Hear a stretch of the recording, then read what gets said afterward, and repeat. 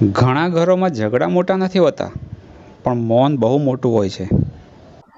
અરે 10:30 ઉપર થયા, હજી મારી વહુ નહીં આવી. અરે બેટા 10:30 ઉપર થઈ ગયા, તે ખાધું કે નહીં? હું ક્યારની તારી વાટ જોઈ રહી હતી. મમ્મી પ્લીઝ, રોજ એકની એક વાત, મારી પણ જિંદગી છે. બેટા, મને હવે એવું લાગે છે કે તારી જિંદગીમાં અમે બોજ બની ગયા છીએ. એવું કંઈ નથી, પણ મારે થોડી સ્પેસ તો જોઈએ ને.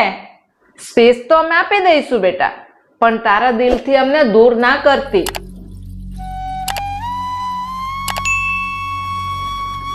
મમ્મી માફ કરજો, હું તમને સમજી ના શકી. તમારા શબ્દો બોજ નથી, આશીર્વાદ છે. મા બાપ કોઈ દિવસ સંતાન ઉપર ગુસ્સો નથી કરતા, પણ એને એક ડર હોય છે કે ક્યાંક દુનિયા એને દૂર ના કરી દે. બેટા, અમે તને રોજ ટોકીએ છીએ. તું મોડી આવે ને, આજુબાજુવાળા વાતો કરે, એ વાતો સાંભળીને અમે રાત્રે ઊંઘ નથી આવતી. આ બધું તને અત્યારે નહીં સમજાય, જ્યારે તું માં બનીશ ને ત્યારે સમજાશે કે સંબંધોમાં જીતવું નહીં પણ સાચવવું મહત્વનું છે. બેટા, અમારી ભૂલ થઈ ગઈ હોય ને તો અમને માફ કરજે, પણ તારા દિલમાંથી અમને ન કાઢતી.